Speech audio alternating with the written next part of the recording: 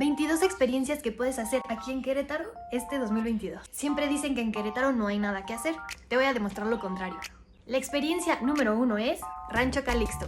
Este lugar se encuentra en Amialco y tiene diferentes tipos de cabañas súper bonitas por dentro y con una vista increíble.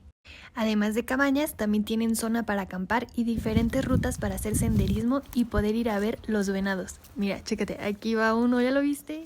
Síguenos para conocer la experiencia número 2.